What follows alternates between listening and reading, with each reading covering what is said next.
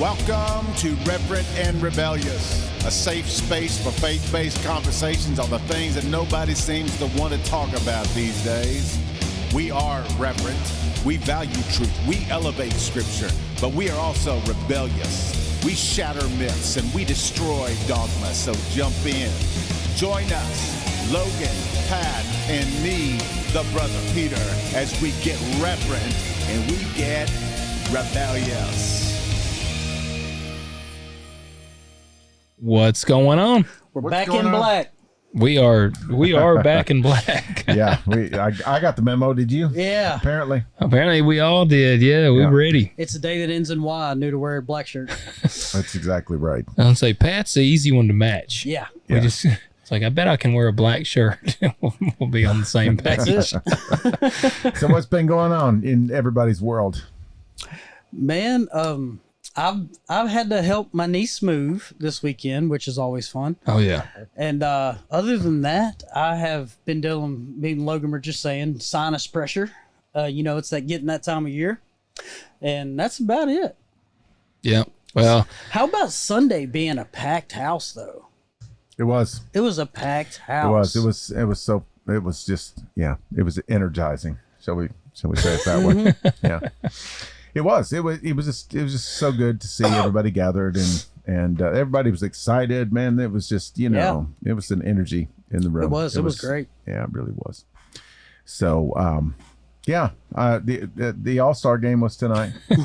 Yeah, Peter was asking me and Pat if we had watched the home run derby, and both of us had let him down. I don't watch very many things all the way through. Yeah. And I literally sat down in my living room and watched that whole thing. Oh, so that's why you weren't in your office yesterday. That's when I come exactly through. Right. Gotcha. I watched the whole thing, and it was so incredibly satisfying. So, in case you don't know, in case you're not a baseball fan, which I have questions if you're not, but I am probably the only Seattle Mariners fan east of the Rockies. Yes, east of Washington. That's what I was gonna say. Yes. And my guy Cal Raleigh, our catcher, was in the home run derby, and here's the way it went down too. They had the first round, and they divide them up into there's a timed part of the round, and then there's a 3 outs. Okay, and you're out. So how many home runs can you get in that time limit, and then how many other home runs can you get before you get 3 outs? Gotcha. Right. Okay. So the first round they end up taking the top 4 guys. So there was 2 guys that got 21, 1 guy that got 20, and 2 guys that got 17. And Cal Raleigh was one of them. Oh, gosh. Brent Rooker was the other. So the tiebreaker is who had the longest home run out of the 2 of them. And Cal Raleigh, they determined that his home run was farther by 0.6 inches. Oh, wow. Dang.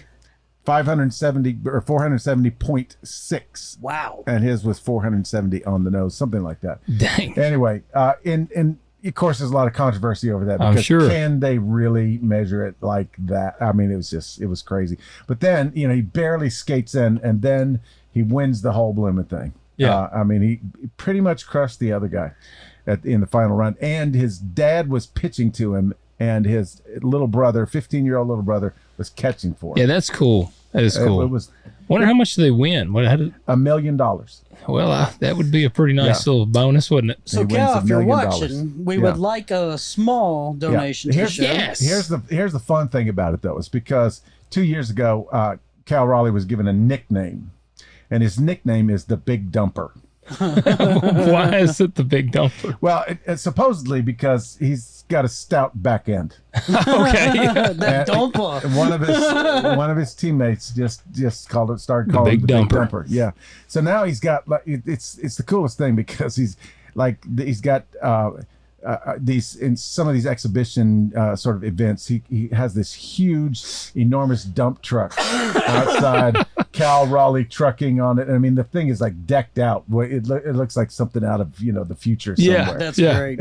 It's completely awesome. That is. And so they started saying, there's Daddy Dumper, and there's the Big Dumper, and there's Little Dumper. Little Dumper. Yeah, exactly. He's the Tonka. So it was a lot.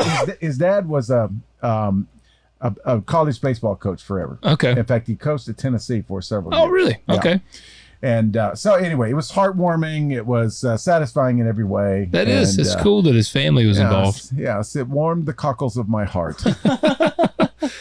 Well, that is cool. I know. Well, if you want to get your heart warmed, Yes. Yeah. then we need you to hit that like button, hit subscribe, leave us a comment, and let us know what you think of the episodes. We want to hear back from you. And we got a fun one. I know I have had people really wanting us to get back to the taboo stuff. Yep. I've had quite a few people reach out and say stuff. And so you are in luck. And, you know, you talking about the heartwarming thing, they got me thinking about something. And it ties in with what we're going to talk about today. Okay. So Before we do, Rhonda and Miss Debbie sent in, Miss Debbie Baskins, they sent in comments on YouTube this week saying, welcome back, and we're glad to be back. nice. We are. Yes, we are. Pat, I know you've seen The Patriot. Have you seen The Patriot? Yes, I have seen The Patriot. Okay. All right. So Peter's up I to know. 4 now. I know that's like 2 for 2 tonight. I know. But there's a part in there. You talk about heartwarming.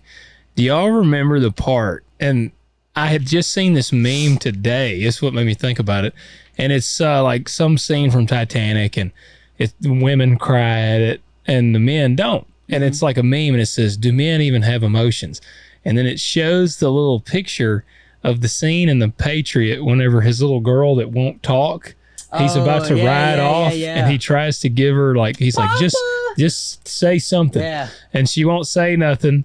And so he gets on the horse, and as he's riding off, she runs, "Papa, I'll say anything." And he comes back, and oh man, dude, that part, it rips my heart out every single time, man. That Mel Gibson, master of his craft. he is, dude. That just, does that part not just rip y'all's heart out? Yeah. Well, if I had one.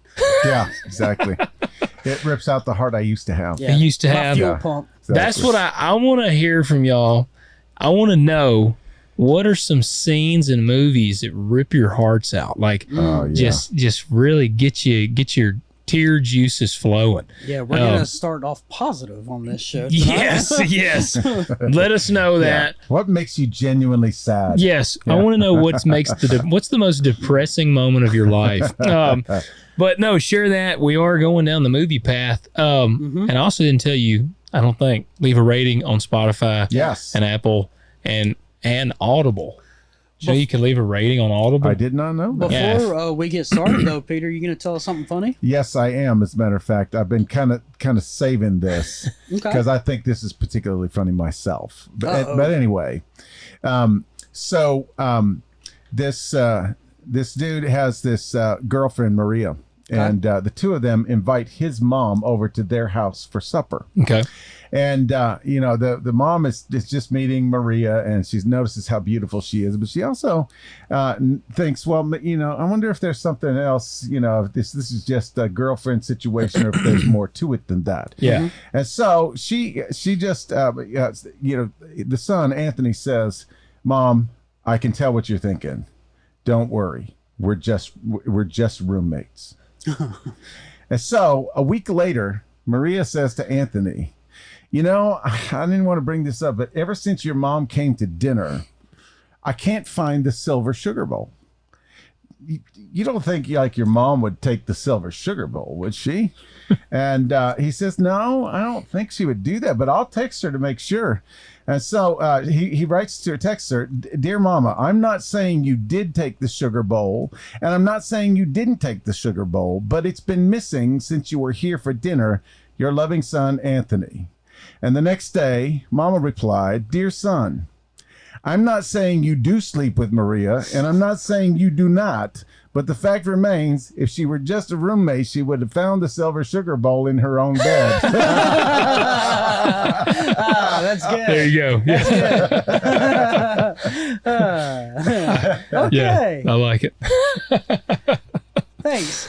That's good. That's good. So there you go. There you go. All right. I thought that was hilarious too. What are we talking about?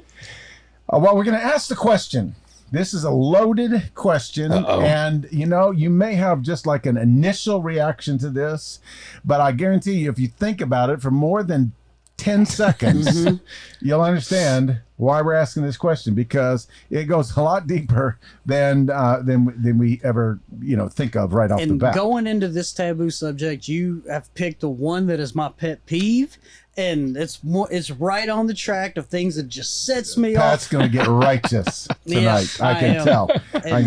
And see, this is the funny thing is, we're going to talk about this. So here's the question: should Christians watch movies? Right. Like I don't mean what kind of movies should. I'm just saying, should Christians ever watch movies? Any kind of movie? Well, I mean, we're not really supposed to have fun in any way. No, we're not. And not if you're holy. Anyway. Yeah, exactly. And that makes it kind of seem like a silly question, but there's some stuff behind it. Yeah, there is. So initial reaction. Oh, well, like I said, I got a lot of thoughts. It makes me think of things that I've heard throughout the years about the movies that I watch. Yeah, yeah. People that know that I'm a Christian, and it's like, well, I can't believe you would watch that. Yeah. And what's your initial response to that question? It makes me think about the Bible. Honestly, if I'm being completely honest, it would be like me saying, "All right, Peter, you're married to Karen. Yeah. Don't eat dinner because you're married."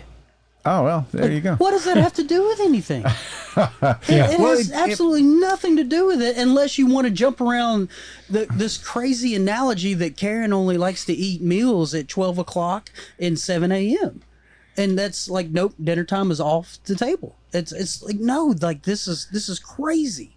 So you're saying it's like apples and oranges. You're trying to compare two separate things that don't have any relationship to each other. Okay. Well, I've shared with y'all this a long time ago, probably, but when I was 18 years old, I had an agent, and I was doing some little local film in Memphis, and I remember one time I was talking to a guy about it, and he was an older dude and very involved in his church, and he said, if you're going to do that, just be sure not to lose yourself. And I was like, well, I didn't really understand what he meant. And he kind of made it clear that as a Christian, I should only be involved in Christian films. And which put me in quite the dichotomy, because I've told Peter, some of the least enjoyable films to me are Christian films. Yeah. Well, but even so, I mean, okay, so can they enjoy Christian films? That's what I'm talking about. Yeah. I mean, okay, so here's a verse that many people sort of use here. It says, let me get to the correct version here. Okay, finally, brothers and sisters, whatever is true, whatever is honorable, whatever is right, whatever is pure, whatever is lovely, whatever is of good repute, if there is any excellence, and if anything worthy of praise, dwell on these things. Yeah. Okay, so are movies true? No. I mean, even the ones on the true stories are. Those are called documentaries. Yeah, well, yeah. And we were talking a little bit beforehand. I didn't want to give too much away. Yeah. Here's the thing about documentaries. Even they're true. This is an educational film. You present facts in a certain way. You're biased. You are biased. Yeah. I can say. I was telling Logan this statistic. 100% of shark attacks happen in the water. So therefore, if you take a bath or get in a swimming pool, you're in danger of a shark attack. If we take a fact out of context, it's really easy to hype up the fear train. But that's what the data says, Pat. If we want to read the data that way, like there's this great thing whenever. Are you saying science is not true? Yeah.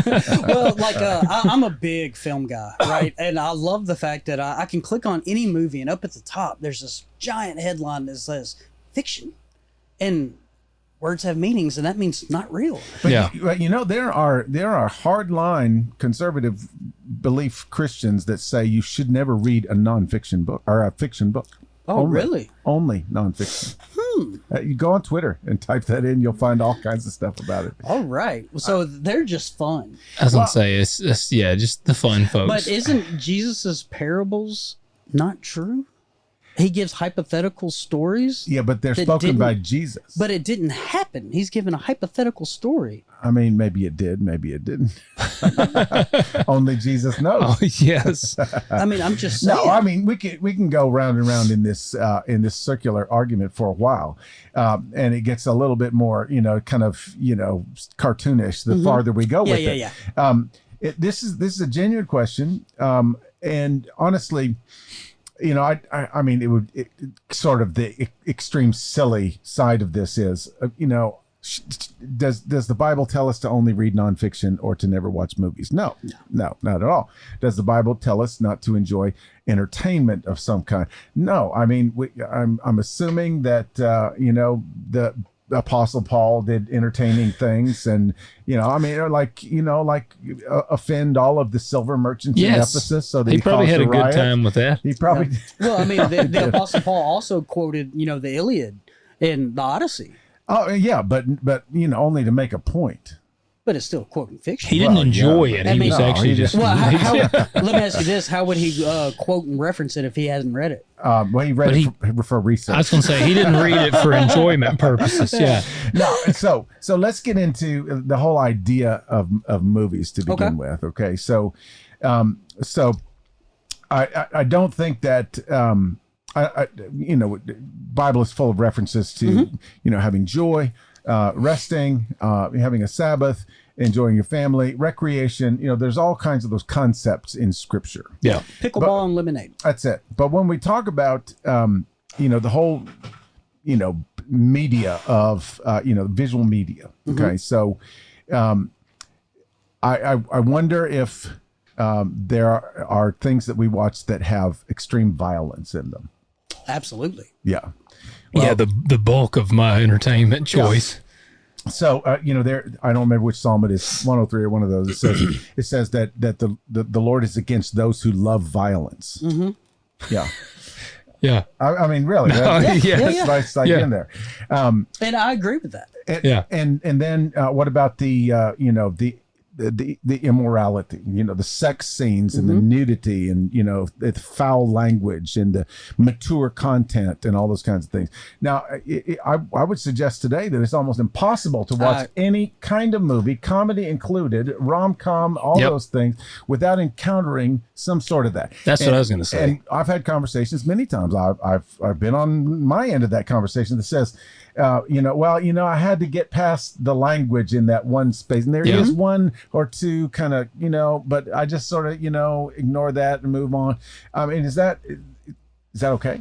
I don't know. I've thought about that because there are some really well-written shows now that I have quit watching. I have too. Because I'm like, this is just ridiculous. Yeah. Like, and I'll tell you one. I'll step on some toes here. Game of Thrones. Yeah. Everybody's like, man, Game of Thrones is great. Dragon porn. Yeah, and I watched, I don't remember, a couple seasons of it, and finally I'm like, I just can't handle this anymore. Like, I mean, and I hate to sound like a little pansy, but I was like, this is just ridiculous. It's over the top. Like, it don't even, I guess where I stand on like nudity in a movie. The Gene Wilder, I think, was one he talked about. Like Gene Wilder. I love Gene Wilder, but he talked about language and things like that in film, and it was like the F word. Mm-hmm. And he did not use that word in film very much, but he said that if it served a purpose of the film, he would say it when it's needed. Right. But he would say it with the PH, not an F. That's right, of course. But we're going to split hers. Yes. The PH word. But I guess that's kind of how, like, the nudity thing to me, but on the same hand, I'm like, there's not ever been a time where I've seen nudity in a movie that it could not have just been implied. Absolutely. And I would say too, I'm going to go ahead and give you my stance on the front end. Everybody knows their own weaknesses and strengths. Yeah. And if you struggle with looking at women or men's bodies, if that's something you struggle with, you shouldn't be watching that kind of material. Yeah. And I'm not telling any of you to go out and watch adult content. I'm not telling any of you to go out and watch horror films or any of that. But what I'm getting at is, at the end of the day, Superman doesn't really fly. When people die in a film, they don't really die. So it's fiction. It's not real. And if something fake is speaking into your soul, we need to go back and address what you're doing anyway. Yeah, but here's sort of I don't know. This is a concept that I actually wrestled with when it comes to watching movies. What kinds of movies are okay? What kinds of because we get into all this. Okay, so what's the right movies for what are the movies that God approves of? You know? And so and I think we can think about this with books we read, music we listen to, all sorts of stuff. Okay, so this is what I thought about. Okay, so in those movies, are people sinning? Yes. Yes. Okay. Is it okay for us to watch people sin for our own entertainment? Yes. How could that be? If you can't watch it in your living room, how are you ever going to share the gospel with them in the real world? Well, that's that is a good point. But it also would what it did for me is I go like it made me kind of rethink. Okay, well, what do I consider my own personal entertainment? Yeah. And it sort of started to it's like, well, I might need to rethink a couple of things. Yeah. It's not that anything would be off limits or taboo or anything like that. But, it's like, I never thought, here's another one that got me. When Jesus was traveling around with his disciples and they're going through, Galilee and they're in Jerusalem and stuff like that. Well, we know that in the Greco-Roman culture, one of the big things was theater. Yeah. And something, there was these theaters everywhere and they had these acting troupes and it was like a big deal. It was a cultural, phenomenon for them. Did Jesus ever, one time, they're sitting around a fire, they're out and he says, hey guys, what are y'all doing tomorrow night? Because I got us 13 tickets to the theater. No, 12. Judas wasn't invited. Yeah. But I mean, I just thought about that and I thought, well, maybe he did. Yeah. I mean, I don't know if he did or not. I don't know.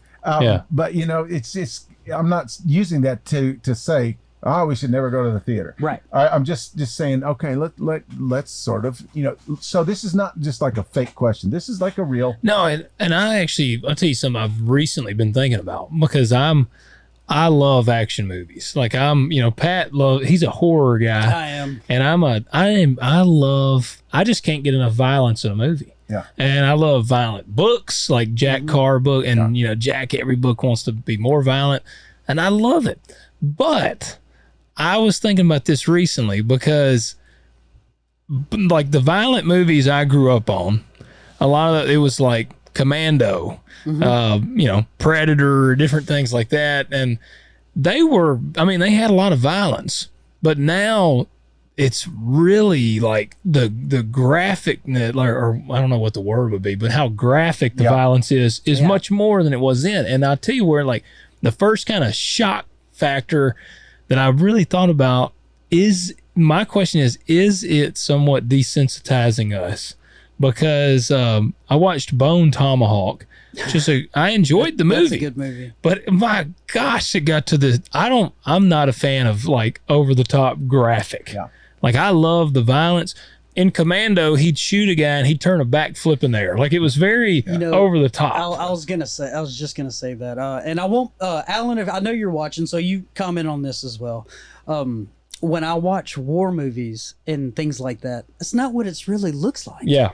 And then one shot takes them out. Well, here's the thing: it's like a gunshot. When people get shot and you see movies, they blow through the wall, like it doesn't even move you. It's moving so fast. Yeah. Grenades don't have flame come out of them when they go off. RPGs move a lot faster in real life. But that's not as cool to watch. But that's the thing is how are we getting desensitized to something that's not real? Well, I just think, I don't know. I find myself wondering, I'm like, because I know that I see things on movies now that if I had seen them 15 years ago, I probably would have been like, good Lord. And now I'm like, you know? Well, even the injuries, right? Like in Braveheart. I mean, not Braveheart. We were talking about the Patriot. Yeah. The cannonball takes dude's leg off. I've seen an Afghani lose his leg. That's not what it looks like. Yeah. It's not what it really looks like, Yeah. And it's Hollywood. And I get it. Someone who hasn't seen it in real life sees that and is like, we're getting desensitized. No different than a video game. No different than it's not real. Yeah. Well, and I hope that you, dear listeners and viewers, are taking in what I'm trying to do here is what I want to do is steel man the other side. Yeah. I want to present. I'm prepared for it. I'm prepared for it.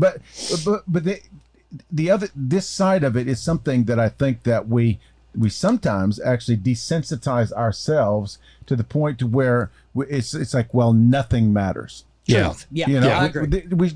The filters don't even belong. Yeah. Because we're free. We're under grace. Right. It's no big deal. And I don't want us to be there either. No. Right. No.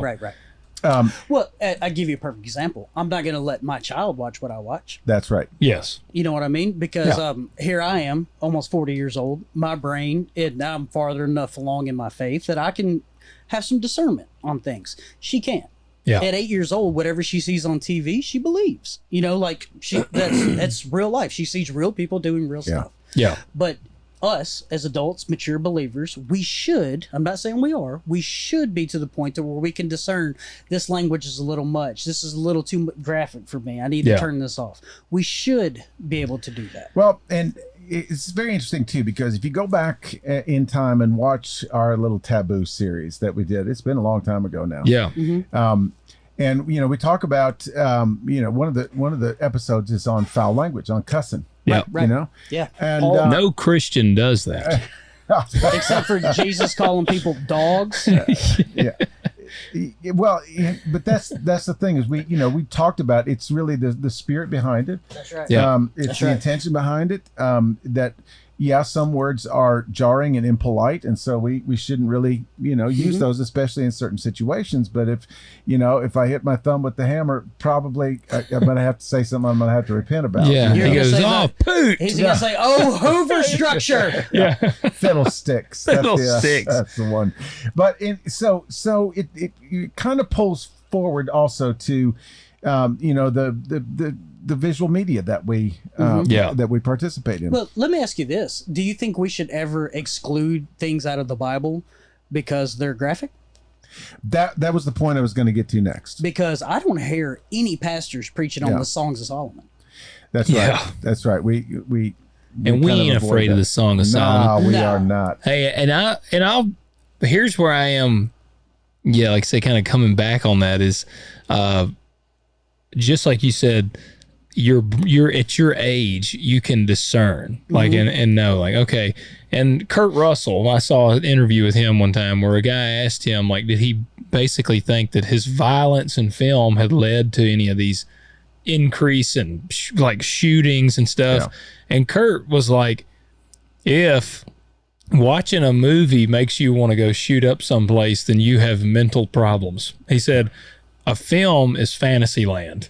And so, and that's my thing. Like, do I think that what I can see, I'm probably desensitized to a little bit? I would say I probably have been. It's not going to it doesn't make me go commit evil acts. It has to, Right. it's got to be uniform across the board. Yeah. So if movies make people do things, okay, that's fine. That's your belief. That's what you're staying with. That's cool. Nope. More power to you. I'm not knocking you for it. Yeah. But if you're living this perfect Christian household family, and the only thing you do is study Christian content, and that's it, you should be beating the doors down for Jesus. And I don't see that in this country. Well, Yeah. and then the wholesome movies should make a lot of people want to do wholesome things. That's right. Yes. That's And right. they make me just want to turn them off. Yeah.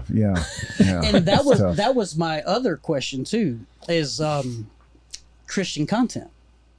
If it is so great, how come people are not watching it, for one? For two, it's very poorly made. And I'm not talking about the content. I'm talking about the craftsmanship of Yeah. it. It's just a Because poorly we put don't have together. as much money. Well, And okay. they're trying. I will give you that. Like, I watched that movie Homestead that Angel Studios did, and the quality of it was not bad. It was still a little cheesy. Yeah. It's just for some reason, like, we just can't get the writing down. And that's what I was going to get at too, is because do we teach children in Sunday school about Noah's Ark and the flood? Do we teach them about all the dead bodies floating Yeah, around? see, that's you the don't thing. see that in any mural Well, in Sunday school. so let's make Yeah. this point. but it's the truth. Yeah. If, so let's take one side of it that says, okay, so what are you going to do after supper tonight, honey? I think I just need a little light entertainment. I think I'm going to sit down and watch 69 people get killed. Praise the Lord. Yeah. You know, I mean, so on that side of it, it's kind of like my wife would say that sounds right for Logan. Yes, exactly. Every movie I watch, and my favorite movie, she's like, every one of your favorite movies, the whole family gets killed. Right, and then the exactly. guy, and I'm like, yeah, but then the dude goes on a killing spree and avenges his family. Yeah, exactly. There you go. See, that's vengeance is a Christian trait. See, do y'all do this one? Do y'all watch movies based on books? And the whole time I'm carrying on this commentary with myself. Stacy hasn't read the book or seen the movie, and I'm like, it wasn't like that in the book. It wasn't like that. Oh, that's pretty cool the way they did that. And I'm always comparing, like I'm a cinema critic in my mind. You know, she doesn't care. Yeah, but I have the same argument for Christian content. Yeah. Was it like that in the Bible? Yeah, it's not that like that in the book. Yeah. You know what I'm saying? Yeah, the book is better. And so, that's where I'm at with it. Yeah. I know. I'm the same way. And oftentimes when we make Christian movie content, especially, we sort of have to water it down to the lowest common denominator because we don't want to offend this denomination or that denomination or all that kind of stuff. So we just play the middle ground on everything. And that never works. So what would you think would be better, misrepresenting Jesus or something that has nothing to do with Jesus that you know is complete fiction?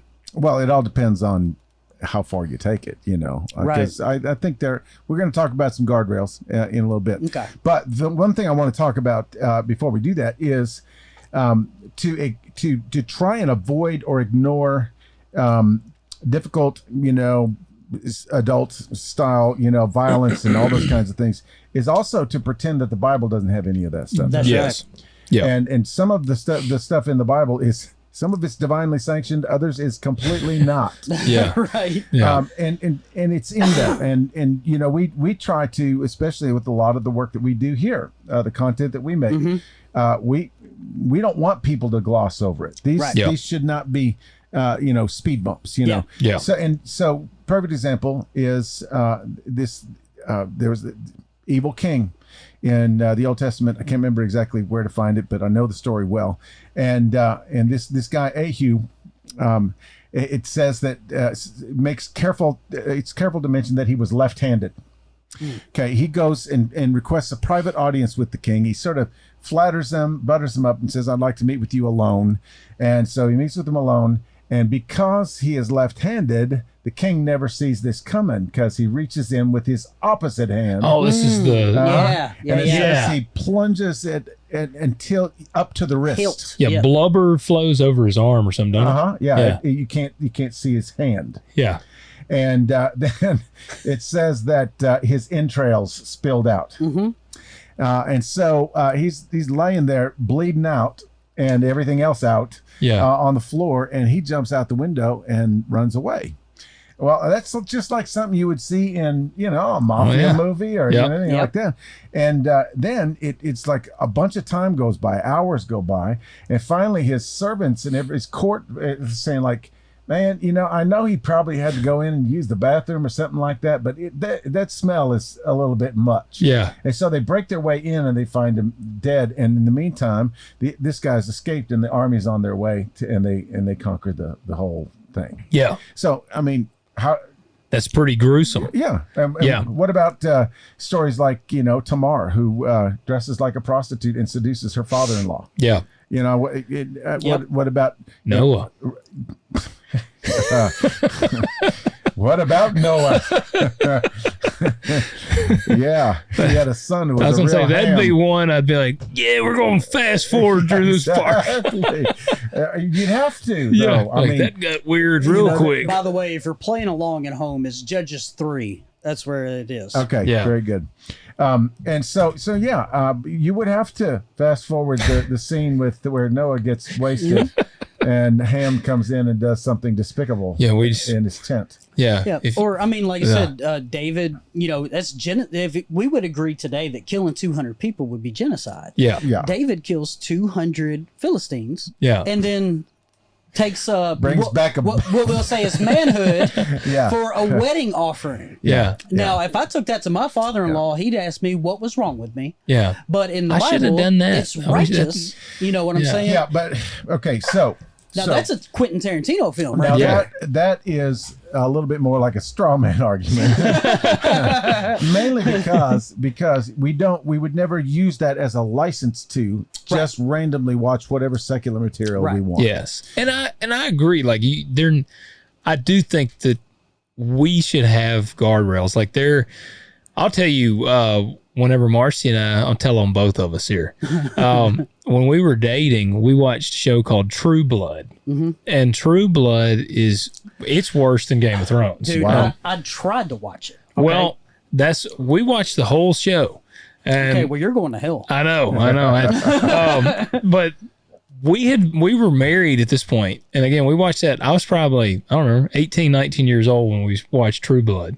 And yeah, I mean, it was when I didn't know what I was getting into, and then I watched it. I'm like, whoa! I mean, because it is a lot of nudity. See, that was me. Yeah. I didn't know what I was getting into. Well, I was older, probably. I don't know. We've been married a few years, and both of us were like, we'll try to watch True Blood again. We didn't make it through the first episode. See, that was us. Yeah. Me and Stacy ran out of shows to watch. This was like a year ago, like 8 months ago. Yeah. We were like, hey, let's try True Blood. Everyone talked about it. I don't know nothing about True Blood. I just know it's vampires, you know? And I love horror stuff. Turn it on. First episode, we're like, yeah, this ain't going past go. Well, and like we just can't. Yeah. And that was the difference. Like, I love to cut up and have a good time, but like I also I do still have my discernment, because when I tried to watch it again, I was like, I don't know how in the crap I watched this. Now I ask you, were you worried that if you watched it, you would go out and commit crime or evil things, or it would speak into your soul? I thought I was going to turn into a werewolf. I couldn't watch it because it just was despicable. I felt foul. Yeah, and I just didn't want to see it. Yeah. I was not worried about the way it would change my behavior, the way it would affect my soul. I just didn't. I was like, it wasn't good content. I can tell you, honest to God, like watching it, I mean, I feel like we've alluded to it enough. It's softcore porn, basically sprinkled into a story of crazy if we're vampires. On YouTube, we got to call it corn. Corn, yes, that's right. But watching that was not going to make me then go start watching porn. I just felt dirty, and I'm like, I shouldn't be watching this. Yeah. But now my question then is, why could I not make it through that episode? Like I said, when I was younger, my guardrail, and that I think this is a prime example of why we need to kind of shield what our children watch, because I didn't have those guardrails like necessarily at 18 years old. I'm like, hey, whatever. Yeah, whatever. I'm like, hey, this chick's good looking. But now, at 25, whenever I probably tried to watch that again, or 26, whatever I was like, I don't know how I made it. But why does that bother me? But I can watch, I just watched Gladiator the other day, and, like people get chopped in half, and like, it don't bother me. And I guess, is that like the heart thing we're speaking about? Yes and no. Yes. Oh, yes, to a degree, for sure.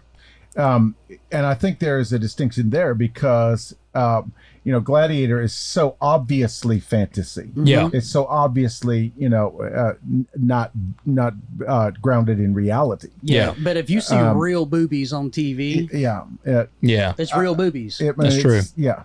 And, there's, there is a difference there. And I would agree with that. So that's why the violence thing probably didn't bother me as much. I mean, it don't bother me. I enjoy the violence. Yeah.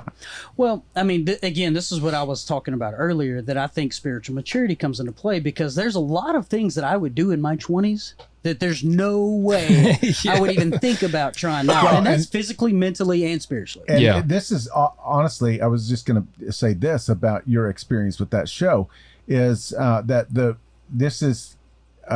it measures our growth, our spiritual growth. Yeah. Because I think that the more you grow in your faith, the more sensitive you are to those kinds of things. Yeah, I agree 100%. And somebody once said that sanctification, obviously we know, is a process. It's not a one-time event, but it's not that you never sin anymore. It's just that you don't enjoy it as much. That's right. And I think there's truth to that. And I think that's exactly what Logan was talking about. When you feel it and you feel dirty, you know what I mean? It's like I said, it's not that it's going to change you. You just know that this isn't something I should be doing. Yes. Could you witness to a stripper? Of course you could. Yeah. But should you go to her place of business? And I was going to say, like, would you... There we go, witnessing again. You know what I'm saying? Witnessing. Would you invite a person that's struggling over and be like, come over, let's watch True Blood, Right. and we'll talk about the gospel. Well, that's what Paul talks about causing your For brother sure. to stumble. Yeah. For sure. And I'm going to tell you straight up, I could be like, come over, we'll turn on The Patriot, and we're going to watch him butcher some savage redcoats and talk about it. And it wouldn't bother me. But yes, I mean, I think deep down, most people know. Like, they know if they should be watching something or not. I think you're right. Like, I think that people, I would say there's a lot of people that should not have watched Game of Thrones. Yeah. And they're like, yeah. well, it's all right. I took these notes. If you're, like I said, if you're playing along at home, Google movies Christians should avoid, and AI will pop Basically, this up. all of them. Yeah. Well, and before we dive into that, I want to dive into that just next. But I think Sorry. so. The place that we've gotten to is answering the question: should Christians watch movies ever? And the answer is clearly movies are not off limits. Yes. Okay. Yep. So we all understand that different kinds of content impact us in different ways. Yeah. And so I think we've come to the place where we say yes, but filters and discernment are probably a good idea. Yeah. Would you agree with that? Absolutely, Okay. 100%. Would you say on that, of all of the things, because the thing we kind of, nudity is one of the ones that stands out to the most to me, because like you said, you can fake. I mean, when I watch a movie with violence, I know it's not real. But like you said, if you watch nudity, It's real. it's real. You're seeing nudity. A real nude person. Yes. Yeah. A person So with no clothes on is standing there. Yes. So like, is that kind of another level? You know, here's the thing. That was going to be my next question. Is there a standard or a set of standards for every Christian in all situations? I would say no. Okay, so remember when we talked about alcohol and weed and all that Yeah. stuff? Yeah, you know? yeah. So it's like if we have a man-made standard that we come up with ourselves and we impose it on every single Christian, and then we judge people who don't live up to that standard, this has gone over into legalism. Would you? Yeah, absolutely. Yeah. That means we would rather A, not have a personal God, or B, what our decisions don't matter. Well, and also our rules have become more important than our relationship with That's God. right. Yeah. because our relationship with God is not a black and white. It is not. That's right. It's nuanced and it's Per flexible person. and it's there's grace and mercy and forgiveness and all those kinds of things are involved with. Okay, so here's another verse that I really like, and we quoted this before. It says this. It says everything is permissible. But not everything is beneficial. Yes. He says Everything is lawful, but not everything is edifying Yeah. or profitable. All things are lawful, but not all things build people up. Yeah. Including yourself. And I'm so glad you said it that way too, because that's what the word profitable means, is building things up, and then edifying is building the body up. Okay, this is in 1 Corinthians 10. Earlier in 1 Corinthians 6, he says it even in a different way, and I love this. Everything is permissible for me, but not everything is beneficial. That's right. Yes. Everything is permissible for me, but I will not be mastered by anything. That's Yeah. right. Yeah. Therefore, discipline your body. I think this is the territory that we need to move into when we come to a sensible discussion on movies. I agree. Are movies important? Yes, they are. Are they enjoyable? Yes, they are. Is every movie good for us to watch No. and consume? I don't think it is. Could a movie speak evil, be bad for me, but good for you? I think it could be. Yes, I think so too. I think it could be. In fact, you talked about somebody who struggles with a certain thing. That's right. Okay, what about somebody who is triggered by a certain thing? That's right. Yeah. I mean, Victims, Like a people have been rape. through it. You wouldn't want somebody that's been raped That's what probably I'm to talking watch about. a rape scene. no, That's right. Absolutely not. Yeah. Or a documentary with graphic scenes That's right. that would depict something You like that. get a Jewish person, an elder Jewish No, no, person, to no. watch something about the Holocaust. Yeah. No, even if they don't even have any connection with Right. it, it's That part would- of. Yep. Yeah, Yep. there's no doubt about it. But a historian would watch it and Well, think nothing about it. And Yeah. and I would watch it. I probably wouldn't enjoy it. Yeah. Right. Oh, I can't stand I think of the movie Deliverance when that dude he rapes, I guess, Warren Beatty or whatever. Oh yeah. Well, Good gosh, I can't stand a pretty mouth. Well, see, that was squeal like a pig. that was going to be my second point. Yeah. It's how many films have things been implied and not graphically shown? Oh, for sure. Yeah. And then how many things Okay. are just like over the top So- shown? so So True here's- Blood here's- versus Dracula Dead and Loving It. Yeah. So here's a very important distinction to make, and this relates directly to what Paul said here. There are things that are legal, but not moral. Mm-hmm. Okay, so I was listening to a podcast last night, and they made this very important illustration. Okay, so the people who arrested those who housed and hid Anne Frank, because the people who arrested them were abiding by the law. That's right. Yeah. They were Yeah. they were enforcing the law. Yeah. The people who housed Anne Frank and Anne Frank herself were breaking the law. That's right. And so, you could say, well, hey, Who's on the right side there? Yeah. I'm doing whatever's legal. Yeah. But what's legal is certainly not always moral, and it's not always just. Yeah. So this is why, we know that, sort of,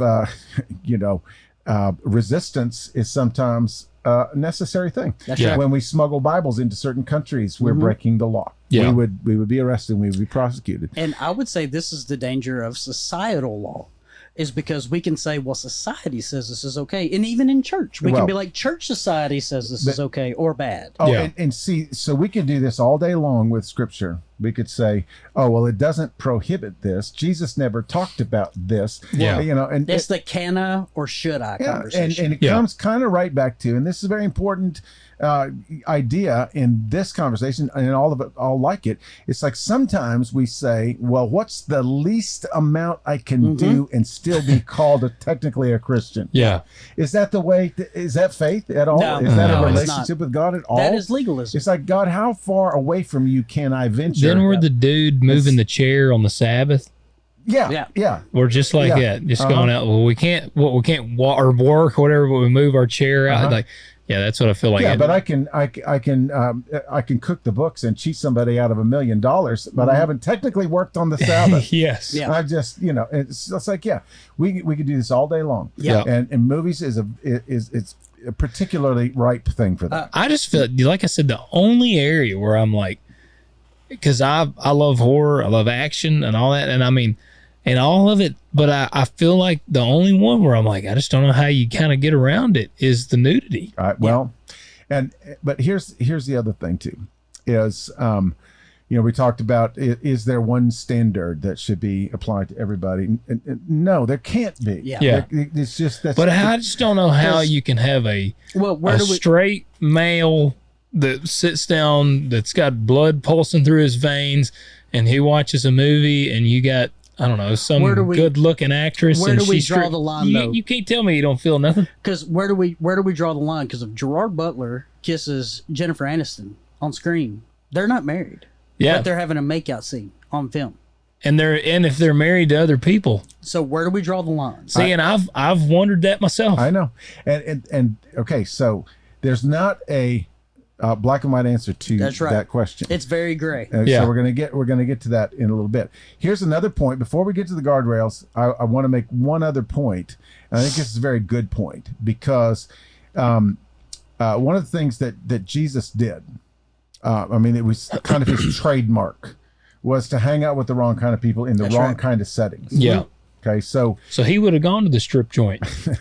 probably not quite that far. I'm just going to say, that's one of those things. Jesus is way better person than I am, so he can handle it. Okay, so but Jesus also healed, cast demons out of the demoniac, who was, by the way, nude. Yep. Yeah. That's right. But also he cast 7 demons out of Mary. So that means he has to go to some place where those kinds of people with demons in them go. Yeah. That's right. Yeah. He went to Levi, the tax collector's house with all the other tax collectors. Yeah. And so I'm not saying, again, that's not a license for us to do whatever we want to do. What I'm saying is that Jesus ventured into all aspects of his culture. Yeah. so that he could meet people right where they are. Yeah. I think that if we just start drawing hard boundaries around, no movies. Okay, only Christian movies. Okay, only family movies. My mom's favorite movie is The Sound of Music. That's about Nazism. Come on. And you can go down that road all day long. I think that movie ought to be banned. I look at this from a veteran. I look at this from a veteran point of view, though. It's if you are ever going to stand up against bad things of the world, you can't spend your life running away from them. Yeah. No, and I think it's really good for us to not only to study the culture. That's right. How can we talk to somebody in the language that they speak if we don't have any of the cultural references? We just talked earlier about semantics, how language changes over time. If we don't stay quote unquote hip, which dog water, like my daughter teaches me these things. Yeah. And if we don't, how are we ever going to communicate with the younger people? Well, you think about missionaries. Missionaries.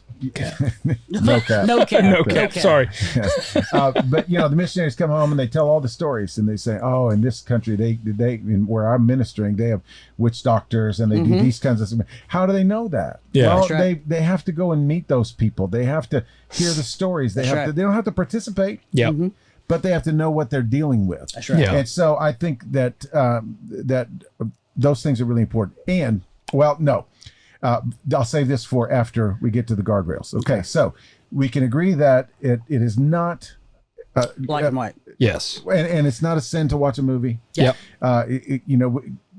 But I think there are some guidelines. So Pat, share what you were sharing with us earlier. So what I was gonna say is, if you're playing along, Google movies Christians should avoid. Yep. And these aren't title names, so I'm sorry if you get your thing in a bunch. Here we go. It's number 1. Is explicit content. That's excessive violence, sexual content, or nudity. Okay, and then this is not Pat's list. This is AI's list. Yeah. I have my own list. I was going to say, because if this was Pat's list, he would be very boring. All right, so you can YouTube this too. There are videos that say all that exact stuff right there. All right, so 1 Samuel 18:27 is that situation with David I was telling you about, where he's basically going to purchase his bride. And then sexual content or nudity, Song of Solomon, David and Bathsheba. Okay, glorification of sin. Then that's portraying violence, hatred, or other. And if you're listening on Spotify, I'm doing quotations. Sin in a positive light. All the things that we talked about. It depends on which side of that you're on. Yeah. Because the Moabites would have said, "Yeah, this is glorifying sin, murdering people." But what about the people that God said wipe out? Yep. Okay. All right. So number 3. Mocking or twisting Christian beliefs. Now, I would say it depends on what denomination you are. Because would our worship go over well in a Church of Christ? We would be mocking that. Interesting thing about that point, though, and I was thought about this when you mentioned it. We can't expect the secular world to revere Christian values, but I was just listening to, I don't even remember who it was, but it was somebody in the industry who was complaining. It wasn't even a Christian, who was complaining about how Christians are always portrayed in the movies. Yeah. The pastor's always a goofball. Yeah. Or greedy, or it's never just a good. It's never just a good portrayal. Never a good dude or a good woman. It's always and these caricature things like that. And so in that regard, I actually resonate with that. I don't want people to watch movies where the pastor's always a goofball, because then I would feel insecure because I'm kind of a goofball. Okay, so the last 2, occult themes, witchcraft, sorcery, or occult practices. Pat's terrible things. Harry Potter. Yeah. And then again, I talk about 1 Samuel 28:1 when Saul conjures up Samuel. But that's not portrayed as a good thing. That's portrayed as a bad thing. And then the last one is movies that violate conscience. Okay. And so we talked about that a little bit. But now here's the thing. I got this one from ChristianLife.org. Okay, go ahead. This is the list of movies in order that you should not watch. There's a genre. When he says in order, like it's bad to good. Yeah, bad to good. The bottom of the list, you're okay. Yes. Yeah. If you're going to watch a movie, it'll be toward the end of the list. Yeah. All right, so number 1, horror. Yeah, Don't that's watch the it. worst. That's the Number worst. 2, war films. Yeah. Number 3, action films. Number 4, sports films. Number 5, romance films are all right. 6, comedies, good stuff. And then 7, family / Disney. The last three are probably the worst. Now, well, here we go. I got to gosh. breaking these down. I'm a little bit of a cinephile. Okay, so horror films are the only movie to when someone is possessed by a demon, you as the viewer are rooting for the pastor. Yeah. And in every situation, the demon comes out. Right. The pastor always wins. Good always wins. Yeah. Okay. Yeah. War films is it okay? Like we shouldn't watch these. All right. We shouldn't watch them at all. What if they're historical? I know. That's what I was gonna say, We wouldn't want to find out about our past. No. Action films. We should stay away from those. Yeah, right. for Yeah, sure. They're action's almost bad. completely 100%. Fiction. No, bullets don't spark when they hit things. People don't jump off roofs and be fine. Like, this is crazy. Now, sports. This one messed me up. I was like, why can't we watch sports films? Yeah, why can't you watch Field of Dreams? Idols. Because you're promoting yourself. Yeah, Oh, man. You're promoting yourself. Come on, What about Rudy? Come on, Rudy. You got to think about the program. Latimer, he got a seat at the table, man. He was pumped up all about himself. I cannot watch a Rocky movie without wanting to go work out. Brian's That's song. true. How can you not watch Brian's song? All right, but Oh, here's that's the a thing. sad one. Yeah, Yeah, terrible. it's true story it too. is- it Yeah. is just- Yeah. All right, and so the ones that are okay is romance. Which is just crazy to me. Okay, well, the new romance rom-com movies, it's I just sleep with everybody until I find true love. I was gonna say, you got the explicit content pretty well in most romance. I'm sure you're gonna see some boobies in one of them. Completely. And yeah, promiscuity is like Yeah. this is the way. Even if it's not shown graphically. Yeah, it's like some dude. He's just a ladies' man. He's cracking all these women, and then it's one broken-hearted woman, and she's gonna modern change him. 21st century will tell you what's true love. It's Brokeback Mountain. I mean, yeah, no. Okay, all right. So, anyways, Well, we were talking about Noah earlier. Yes, that's were. romance. Now, comedy, right? I would say comedy is by far the most place where you will see frontal male nudity. Frontal nudity, and the language is And going to you be will, the hear, worst. you will hear say. language Yeah. and racism is rampant in comedy. Yeah, Like Blazing Saddles, Yeah. the sheriff's a what? yeah, but Don't be ragging on my movie, man. I'm just saying. But modern comedy has the worst language of Absolutely. any of the movies. Absolutely. I think I completely agree. it's And like then- the F word is going to be in every other Everything. sentence. The safest Everything. to watch is family films in Disney, Oh, where yeah. everyone's a Okay. princess, everyone's Okay. magical, everyone has a castle, and everybody's family is evil and trying to kill Pat, you. you are the king of the segue today. Yeah. So Yes. let me ask you this: Yes. is it bad for your soul, or is it just TV? And if you know what, if it makes you feel convicted, don't watch it. Yeah. Okay. Well, yeah, and we're going to get to that. Kind of when we wrap it all up, we're going to sort of, draw everything in, and we're going to, yeah. But I want to talk about the dark side of Disney for a second. Yes. No Well, there such is no good thing. side of Disney, in my opinion. You mean talking animals aren't real? It gets There darker is than that. talking Pat. mule. Yeah. But they don't grant wishes. Yes. No, they don't. Yeah, Mike. I think my wife might have said this. It could somebody. This should have been a little more respectful toward me. Said if God can talk through Balaam's ass, he can talk through anybody. Thanks, honey. Thanks. Yeah. Yeah, that's all right. Okay, and now I just want to set this up. I'm not gonna. I've got these two articles, and they are put out by an organization called Little Light Studios. Okay. They, if you read these whole articles, Are they super? they go in on these people. Okay. And so I'm not going to go all the way in, but there's some fascinating stuff in here that when I kind of make the connections, it's hard for me to just ignore this. Yeah. Yeah. Because you think, okay, well, I've heard some stuff about Disney, and okay, just let me start here. Anybody ever own the old Little Mermaid? Yeah. I think You know that- we had it on you know VHS. you know the cover of that VHS, right? Yeah. Yeah, we were I'm talking not going about to some say of the anything. Just Google it. some of the things they put in there. Yeah, I actually own that. Yeah. yeah. Yep. Okay, so this is the way the article opens. Okay. Like Ursula from The Little Mermaid, the tentacles of the Walt Disney Company have a nearly inescapable reach. Disney owns 56 resorts, 12 theme parks, 4 cruise ships, and a private island. Mm-hmm. They are responsible for 190,000 employees and $203 billion in assets. Jeez. Disney World alone is the same square miles as San Francisco. Dang. Nice. And probably similar atmosphere.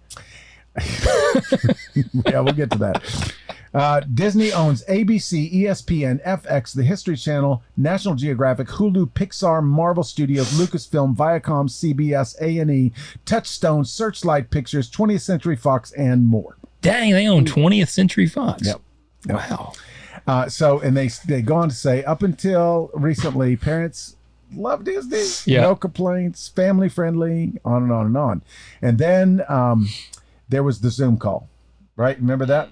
Mm-hmm. Yeah. Where there was a particular person on there proudly shared she is a mother of one transgender child and one pansexual child. That's the clip I was just shared. That's exactly right. What did I tell? I just shared a clip with them, and it's Jordan Peterson. And you might not know, he's like a very smart guy, and he's kind of blunt. He is. And what did he say? The odds of you having one trans child is 1 in 3,000. The odds of having one, what'd you say, pansexual child is also 1 in 3,000. So through the statistics, he said the odds of having both of those as your children, what was it, 1 in 9 million? Yeah. So yeah, is that the children, or is that something else at play? Yeah, maybe she needs to look in the mirror. Yeah, he said the odds of you being a devouring mother is 8,999,999 to 1. Yeah. and so we're not going to try to dunk on too many people here, but suffice it to say, she actually said on the Zoom call, she wants a minimum of 50% of Disney characters to be LGBTQIA or racial minorities by the end of the year. Yeah. That's the modern woke Disney. Yeah, I mean, you can brand it however way you want to. But so anyway, there's that agenda.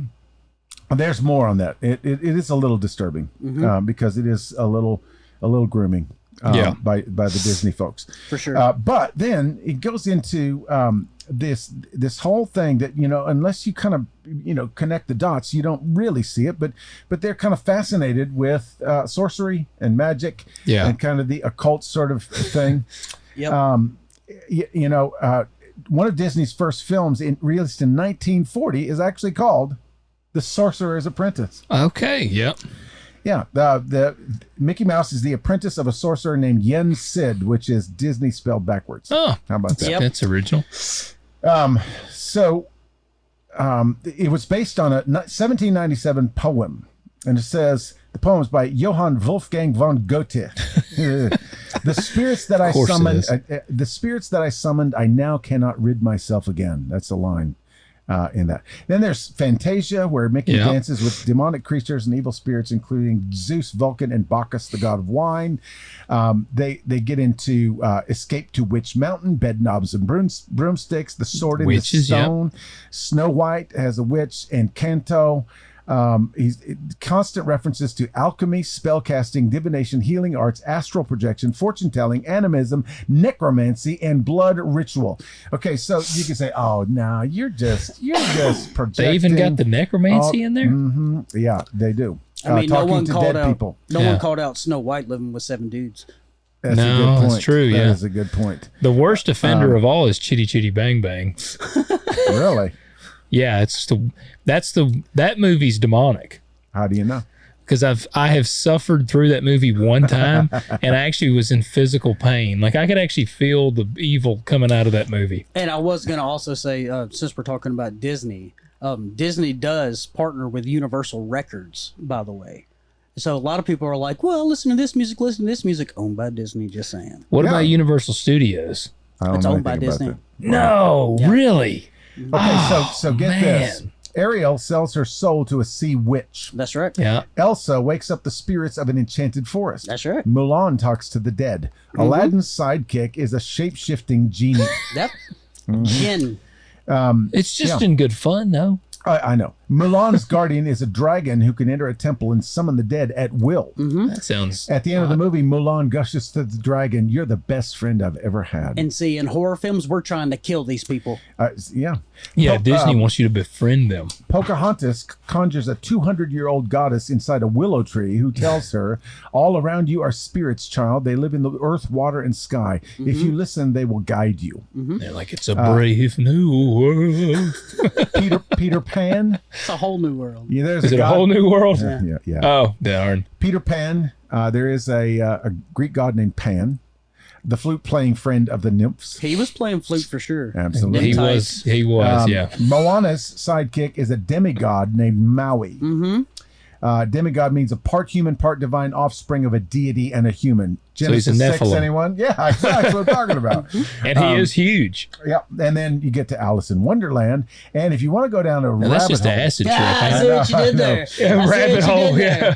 there. if you want to go down another big rabbit hole, just go on YouTube and do Pinocchio and hidden evil messages. Oh God, It's yeah. like pedophilia, ain't it? Well, and he has to go through this occult initiation process on Pleasure Island. Oh, I mean, gosh.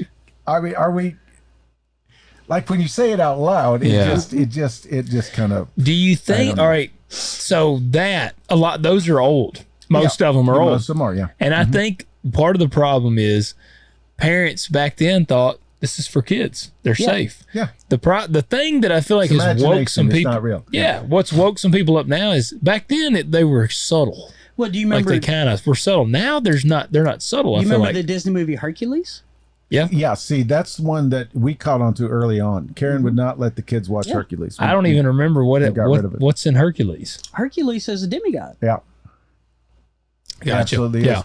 There's all sorts of references to, cross pollination. Hades, yeah. Yeah. Yeah. Zeus coming down. Yeah. And then they talk about how this is this whole idea. I'm going to talk about it for a few more minutes dedicated to it.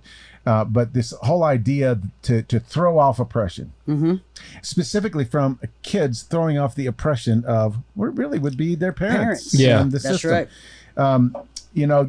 Peter Pan, what if you could escape to a faraway world without parents, without any rules? Never thought about that. That's very valid. Yeah, Mulan's friend remarks, your duty was to stay at home, but your heart told you to break the rules. Every one of these princesses says, "No, Dad, Uh-huh. Yeah. kiss my butt." That's exactly right. Aladdin promises Jasmine that in the whole new world he'll open up for her. There will be no one to tell us no or where to go.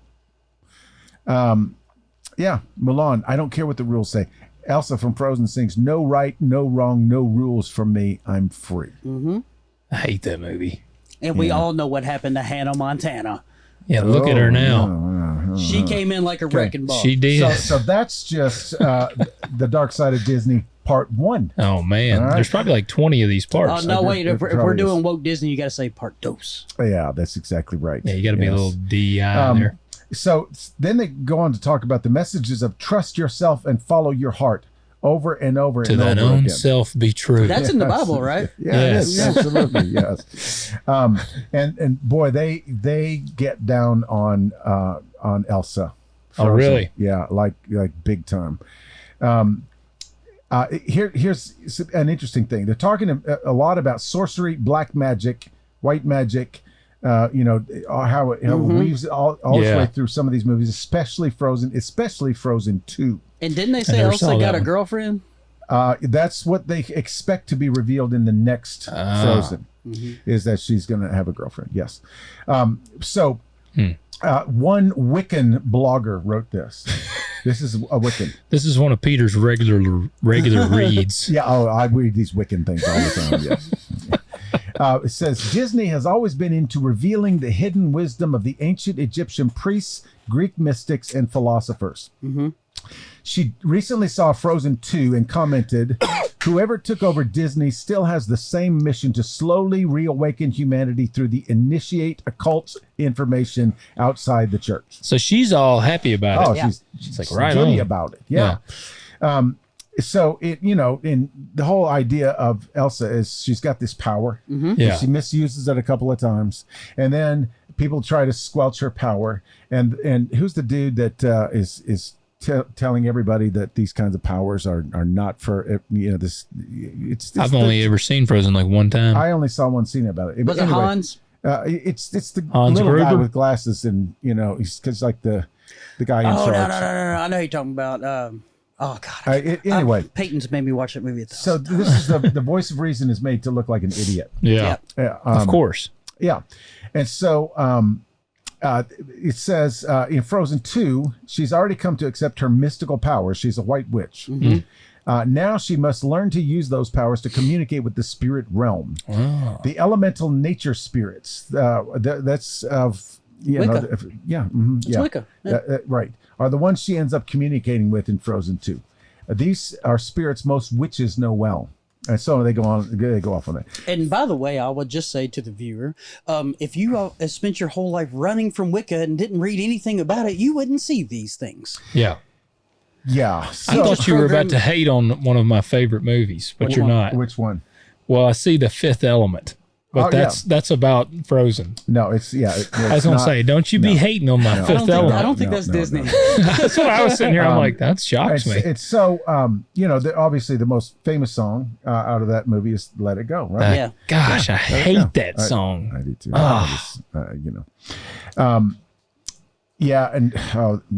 This goes on for a while. I'm not going to get into all that stuff. Is this all still about Frozen? It is. It absolutely is. And then they get into Aladdin a little bit. They talk about not only this occult and magic and sorcery theme, but then there's also this sort of seduction theme. Back and forth. And and how confusing it is. Okay, so princesses and witches are synonymous. Well, and they're everywhere. I mean, Cinderella, Snow White, Sleeping Beauty, even Mulan, Moana. They're all princesses, right? And I will tell you the new trend that I've seen. This has just happened in the last few years. Men princesses. Yes. No. Think about it. Who did Angelina Jolie play? Maleficent. Oh yeah. Right. Oh, how they make the bad witch look good. Yes. And then you look at Wicked. Yeah, that's what I was gonna say. They're taking the enemy of these movies and then just saying, let's make them good too. Let's make all this attractive. Well, and they get into this little section here where they actually say that Walt Disney himself might have gotten into. We know that he was into the whole Order of Demolay and Freemasonry and all this stuff, but also they say it's possible he was involved in the ancient mystical order of Rosicrucis. The heck is that? An occult school dedicated to studying the ancient Egyptian mystery teachings through the lens of Western symbolism. Wow, yeah, that's like 2 steps below Aleister Crowley. Yeah. Okay. So then they talk about fairies and fairy godmothers and all these kinds of things, but then they end up this article in a very funny way, honestly. It says, perhaps a closer look at Cinderella gives us the complete picture of what's been in front of our eyes all along. On one Disney character fan site, there is a description of the villainous cat from Cinderella. It says, the only reason the cat is loyal to the stepmother is because she puts a roof over its head. Otherwise, he is nothing more than a gluttonous, cruel, sour, baleful, sadistic, sneaky, sly, cunning, mischievous, rotten pat. Wow. What's the cat's name? Lucifer. Oh, wow. Really? Yep. How about that? Okay, so I want to spend just a few minutes talking about something that another little rabbit hole I went down. But this actually kind of blew my mind. And this woman, she's a Christian woman. She is a YouTuber. I think she's totally on the up and up. She's very cool. But she was talking about this whole theme of Gnosticism in children's movies. And if you don't know what Gnosticism is, it was a heresy in the church that Paul and others later after him, some of the early church fathers, worked for decades to stamp out. And basically, it was a separation of the God of the Old Testament and the God of the New Testament. They basically said that the God of the Old Testament was evil and wicked. And this was the God who created everything. And so created matter was wicked, and only spiritual concepts and spiritual realities were good. Yeah. That's how the New Testament got to, I'm not sinning in my spirit. I'm sinning in my flesh. That's right. Paul said there's no distinction between the two. That's exactly right. That's right. Your body and your spirit and your soul are all you. Yes. Okay, but how this plays out then is that the Gnostics believed that that Adam and Eve were put in this perfect world, and they had to play by the rules. Only do so don't break the spell. Don't eat the fruit, or and so here comes the snake, right? And they say that the serpent was actually the savior. Yep, good angel. that the serpent then comes to Adam and Eve and says, God is not good. He's put you in this sterile, sanitized environment so that you will not be able to realize your true, authentic selves. Yeah. You won't. And so gnostic means, gnosis means knowledge. And so what did they eat of? The tree of the Knowledge. Good and evil knowledge. Yeah. knowledge of good and evil. And so the serpent came to Open their eyes. secretly and subversively get them the very thing that would help them to become like God. Yeah. And that is part of the story, you know. That's It's right. like, This is what I was talking about, facts when they're yeah, through a certain lens. And so there was this idea that there were two gods, one of the Old Testament, one of the New Testament, that they believed that Jesus was a created being, that they actually, many of them believed that Jesus was just a guy who had an encounter with the good God and was made divine. Yeah. And so it not only says that we are being, if we follow the rules, of being oppressed, and we need to be enlightened, and so we need somebody to come and give us knowledge so that we can, but it also says that it's possible that we humans could just be made divine. That's right. But just if you accumulate as much knowledge as you can possibly get, and you stay in this spiritual state, then you too could be divine. That just sounds like so much of the nonsense It that's does. going on. I feel like that sounds like the whole Nirvana thing. Well, that's why Paul refers to him so much as Christ. Yeah. As the Christ. Always, because it's the king. Yep. Yeah. He's not something that's invented or came about. So he just is. I jotted down just these few little notes. Okay. Have you ever seen the movie Wreck-It Ralph? Yeah. I think I've seen some of it. Yeah. I have. You've seen Wreck-It Ralph. Okay. I've not seen the movie. Yeah. But when I am watched, shocked. I know. Yeah. Okay, so I'm now those of you who have seen it multiple times and John love C. this Reilly, movie, man. then you'll be able to correct me in the comments of all the things I'm going to get wrong. But here are the basic concepts of it. Now, this woman, who is a good Christian woman, says it's still one of my favorite animated movies. Yeah. We love to watch it. Yeah. But she said, once you see the stuff, you have to. So now I'm going to want to watch it after this. I know. Okay, so one of the main characters is Fix-It Felix. Okay. And they live in a place called Niceland, right? Niceland. Sounds nice. Fix-It Felix lives in a penthouse in the clouds and is loved and adored by all the people. That's right. Guess what? He's a carpenter Oh, wow. Okay. who has a magic hammer Yep. that he got from his father. And he has resurrection power. Okay. I mean, Wonder where there's they got nothing that there. from. Yeah. So then there's this antagonist, and his name is Ralph. Ralph is a bad guy. Yep. And Ralph always climbs to the top of the building and wrecks the building Destroys all the way everything. down.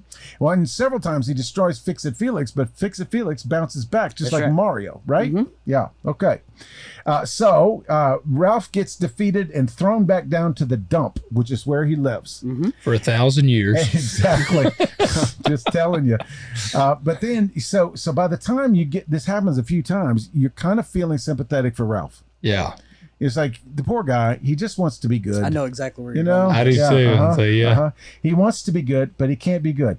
So he joins this club called Bad Guys Anonymous. Yep. You know who's a member of the club? Street Fighter villains. Satan Yep. is straight up a member of this club. He is. And they dance and they sing this song that they say, it's okay to be bad. Yep.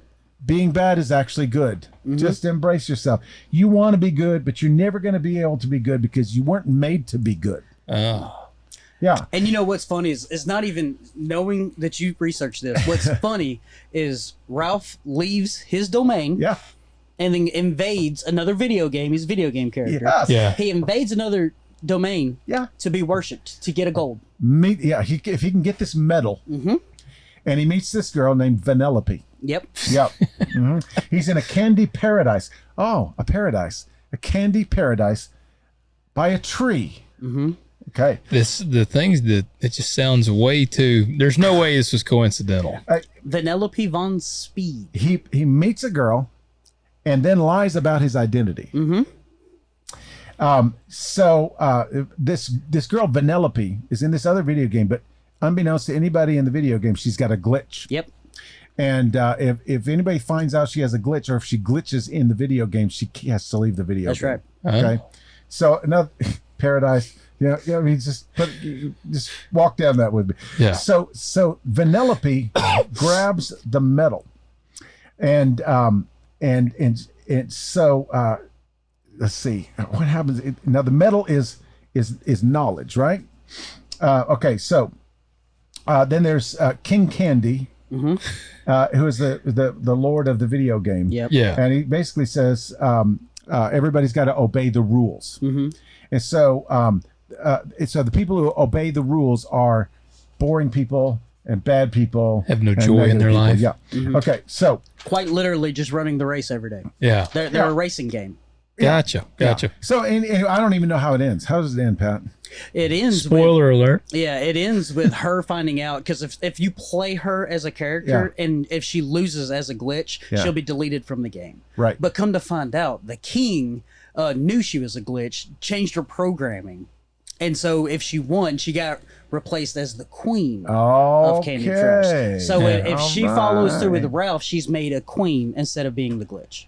Yeah, and so she got the medal, which was knowledge, which allowed her to be put in that position. To play the race. Yeah, there you go. Okay, so And now she's a queen. so one of the major components of Gnosticism is this character named Sophia.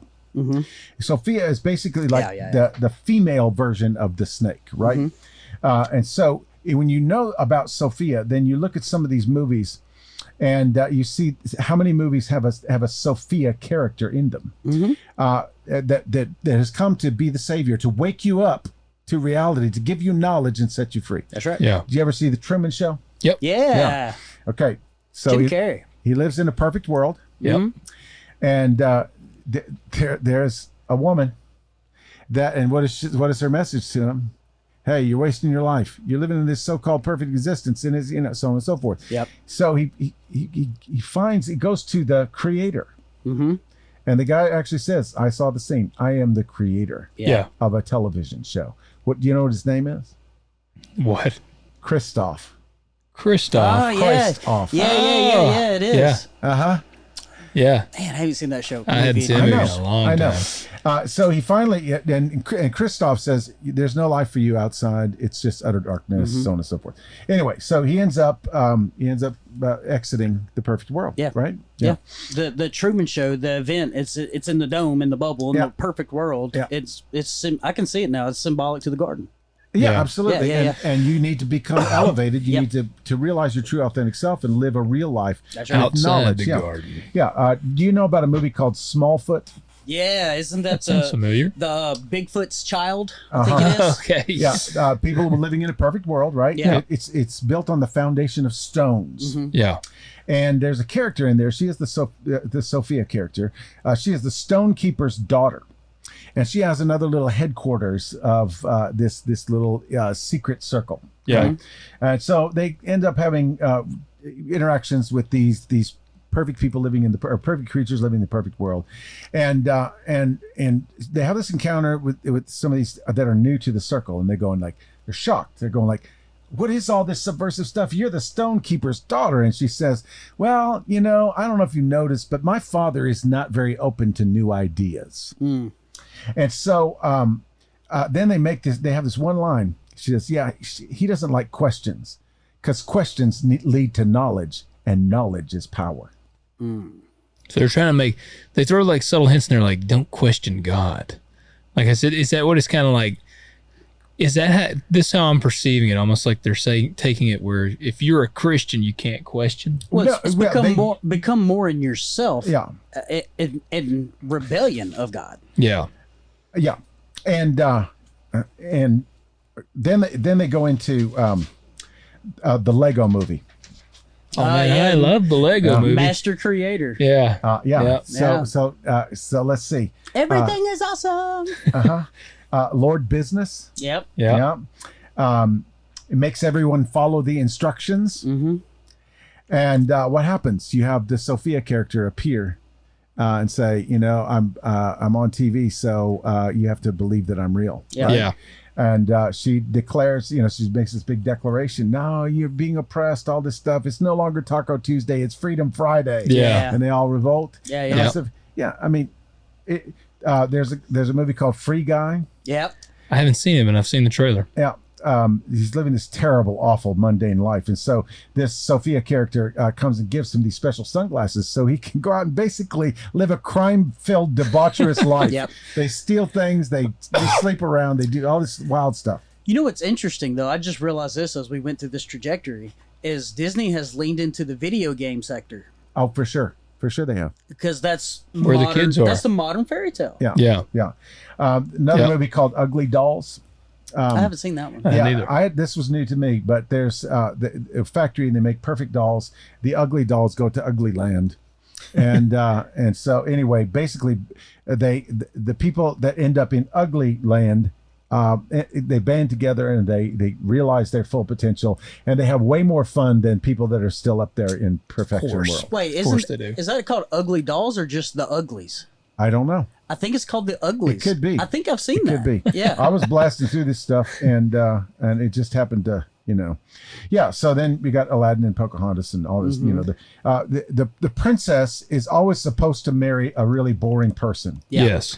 But then, it's the cool guy, the bad guy, the Logan Hankses. Yeah, exactly. Comes along and it's like, the my Lone life Star. is so much better now that I bucked all of my Princess Vespa. Vespa. She's gonna marry Prince Valium. Yeah, Prince And Valium. he's like, come back. Yawns. Yeah. What? All right. They're making a sequel to that. I know. I'm pretty So- excited. so- What do you do?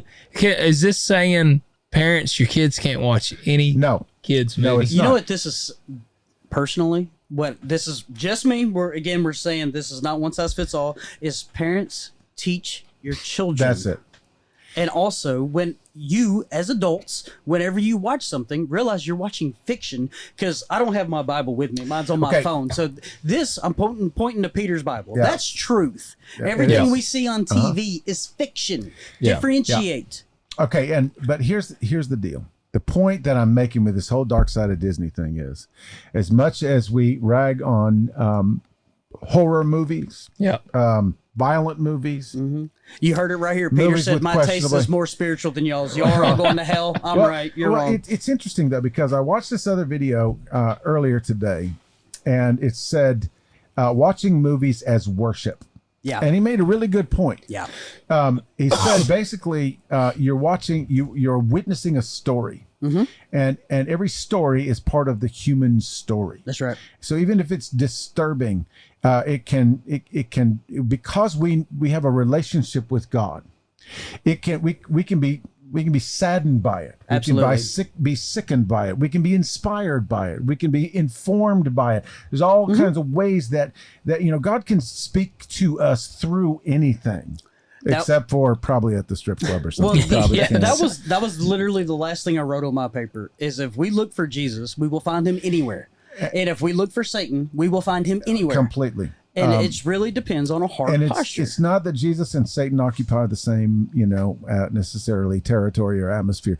It's just that, just like the Bible is a part of the human story, the human story always interacts with the one true God. That's right. Even if they disbelieve him, if they mock him, if they dismiss or ignore him, if they try to lead you away from it, the human story is constantly 24 hours a day interacting with the one true and holy God. That's right. And we as Christians, now I completely agree with a few of these lists that there are certain things that we should really just be discerning about. But it really is a matter of the condition of your heart, the level of your spiritual maturity, and your discernment filters. Yeah. And I would even say the same thing applies to the Bible. Do you think that Sunday school is where we should teach Song of Solomon? No, not at all. You know what I mean? No. Like it does. Like it depends on your spiritual maturity, your actual age. Like some of this content in Scripture, 5-year-olds, 8-year-olds are not ready for. No, Yeah. You know what I mean? It's not that it's bad. It's just they're not ready for. But also, I wanted to make the point that so the big question with some of this Disney content, and Disney's not the only one. I mean, there are other children's movie makers. That's beside the point. Insert kids thing Netflix. here. Sure. I mean, you go onto Nickelodeon. Come on, man. Oh man, Nickelodeon's got a really bad past. I know. There's a crazy documentary. There about it. is. But even with all these little kids shows, do you think there's not an agenda behind that? Oh, yeah. You know? Yeah. trying to teach people how to parent the correct way and how to, I mean, it's ridiculous. At the end of the day, content's made by human beings. Well, but here's the question: is there an intentional agenda behind it, right? Or is it just an expression of the world that they live in? Because people, it's just as a fool says in his heart, there is no God. Yeah. So they're making content as if there was no God. Yeah. And so some of it's going to be, they're going to be foolish in nature. It's the age-old question: does art imitate life, or does life imitate art? And the answer is yes. Yeah. See, and I'll come at you from the violence side, because that's like I said, my forte. That's your wheelhouse. Yeah. These are some movies that are super violent, but they would display Christian tribute or traits. Braveheart. Samson. And it's because it's a powerful story where he sacrifices himself at the end of the film.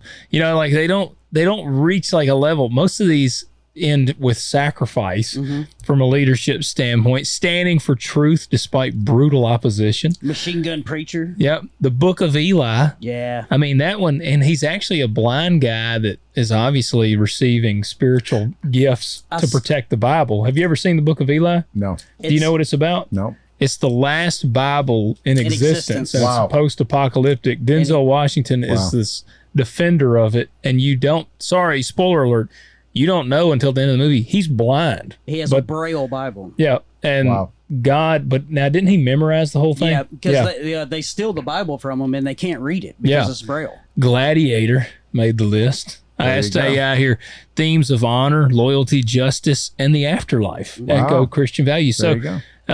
The Patriot, and then the Lord of the Rings, which Tolkien was a very devout Christian. He was Catholic, Wait, you mean to tell me wizards and fairies can actually point to Jesus? I know. And here's the funny thing too is, you can also go onto the internet, and you can find blog after blog extolling Disney's virtue by pointing people to Jesus. Yeah. Right. Yeah. I mean, there are churches, I have not done this and I don't intend to, but there are a lot of churches that during a summer month will do an At the Movies series. Sermon series. Yeah. And they'll take a movie and they'll show clips from it and they'll draw biblical truths out of it. Things like, one of the most popular is Finding Nemo. Yeah. And it's part of the whole Disney ethosphere, Yeah. And I'm going like, I'm not sure that the people, and I don't know if you should, but so once again, you can kind of find what you're looking for there. So I know we're drawing to the end here, I want to go back to my one question then on the guardrail side of things. Like we said, the horror, the action, the violence, these things, we realize that they're not real. Now, how do you handle the nudity side? Is that still like, that's the one thing where I'm like, and I mean, I guess if it's in your heart, I mean, I understand, like if a guy can watch it and see a good looking naked woman, he don't think nothing about it. But I look at it as just like I'm going to Walmart. Yeah. All right. If there will be some women in Covington, Tennessee, that'll go out to Walmart in very, very revealing stuff. Probably ones you wouldn't particularly want to see. Regardless of that, regardless if they were a 10 or a 2. Yes. All right. Here's the thing: is if I see it, do I go, oh, and drool over it, or do I go, oh my God, I don't need to be looking at this? Yeah. And turn my head. And that's no different. Yeah. It's no different, because guess what? You're going to come up to inappropriate dressed people in the real world. Yeah. And if it comes on your TV, let's say it's in a documentary, by the way. How many documentaries do you see? A war documentary, right? There will be corpses of people laying out. Yeah. They're not fully clothed. Yeah. And there's, I mean, educational content is more graphic than fantasy. But they're also, I mean, there are some epic movies that are well worth watching that have some inappropriate content. That's right. And that's I mentioned Braveheart. Yeah. Braveheart. Yeah, it's got that's a why God created the fast forward button. That's right. You need to use it, honestly. If you have to, if you're watching something and feel convicted, look away or turn it. And honestly, this is really what it all comes down to. It's the same thing with the context we did in those other episodes. Very rarely, unless scripture just out and out says You know, and some people will read into, they'll read the Psalms and they go, oh yeah, you have to, whatever your eyes settle on, all this. Yeah. Those are not necessarily related to movies. They didn't have movies then. And Thank you. Some of the concepts kind of carry through, but it is very difficult to speak where the Bible doesn't speak. Yeah. Yes, it's like whatever's lovely, whatever's pure. Well, not everything in the Bible is all that lovely, That's right. It is all true. It is all true, for sure. But here's a verse that I think will really help us. Okay. It comes from 1 John. 1 John 2, 15 says, "Do not love the world, nor the things in the world. If anyone loves the world, the love of the Father is not in him." So I'm going to do the next two verses in a second, but I think we need to focus on that word love. It is to be intimate with. Yeah. What did you preach on Sunday? Conform to this world, to Yes. be molded by it, shaped by it. That's it. So hold these movie things very, very loosely. Thank you. Yeah. If you get into a series that the bells are going off, just stop. Just Yep. Don't go any further. I was way into a very funny show. I got into season 3 and it was like, no. What was it? Yeah. What was it? I'm not gonna tell you. You ain't gonna admit it. are We're you? going to ask you off air. Let me make a note But here. it was hilarious. Yeah. I didn't miss an episode until it just turned, and I went, no, I'm stopping and throw it away. And same thing with the movie. I don't care if you paid $12 for it. Yeah. It doesn't matter. If it's where are your affections, where are your intentions, where does your heart I go heard to? someone say something once. What gets your attention? Get your affection. That's it. Get your allegiance. That's it. Allegiance. Hey, That's a good word. And I will say, you will know. I mean, like Completely. you said, like I mentioned with True Blood, Yeah, when I I tried can't to watch watch it. again, I couldn't do it. But So- now, like, I can watch Braveheart and it's got a scene in there. I don't even think anything about it. I'm like, whatever. But it's kind of like, I'll tell you one movie I watched. This Is the End. Have y'all ever seen that? I actually, I was bothered by that film. I've seen a bunch of movies, but this movie is about, it's the rapture is what they considered it, for those of you that have studied the word, the rapture. But Yes, it's absolutely. the end of times. And It's a Seth Rogen film. it is, Okay. and it was very blasphemy. And raunchy. Yeah, and so I remember actually me and a buddy went and saw that in theaters, and both of us left and were like, yeah, we're never going to watch that movie again. Yeah. Like felt kind of bad about that one. Yeah. So you'll know. But Yeah, you'll know. absolutely. Okay, so I'm going to finish this little passage and then I'm going to skip forward one chapter. Yeah, I'll quit cutting you off. No, it's good. It's good. This is what we're talking about. It says, "For all that is in the world, the lust of the flesh and the lust of the eyes and the boastful pride of life." That's what's in these movies that make us uncomfortable, right? Yes. Yeah, it's right there. It's not from the Father, but it is from the world. And the world is passing away, and also its lusts. But the one who does the will of God abides forever. How will you know the will of God? We just said that if you allow God full access to your life, to your house, especially to your mind, which is where he starts, then you will know, you'll prove, you'll test what the will of God is. Yeah. That's the most important thing when it comes to discernment with things like this. This is how God speaks to us about the content we're consuming. That's right. Yeah. And then finally, this is honestly one of my favorite verses here. It says, I'll read all three verses. This is chapter 3, verses 18 through 20. He says, "Little children, let us not love with word or with tongue, but in deed and truth. We shall know by this that we are of the truth, and shall assure our heart before him." Here's the good one. "In whatever our heart convicts us or condemns us, for God is greater than our heart and knows all things." Whatever, he says in verse 21 too, he says, if our heart does not condemn us, we have confidence before God. Yep. So there you go. So if you can watch Game of Thrones and not feel convicted, watch Game of Thrones. Yeah. Well, you might hit that fast forward button a few times. Look, Paul says I've not seen it constantly in Scripture. He said therefore, brethren, I come to you knowing I have a clear conscience. I have a clear conscience. This is the same guy who tells people it's scuba line. Yeah. All right. He's got a clear conscience, but he's telling people it's bull crap. Yeah. And choice words. Yeah. All right. So obviously he's not talking about his language. Yeah. He's talking about what's speaking to his soul. Well, what his intention is. But yet there would be times when he would not dare use that kind of language in front of certain people if it causes brother to stumble. Certain communities. That's right. And, I mean, it really is about your relationship with God and allowing God full access to your life.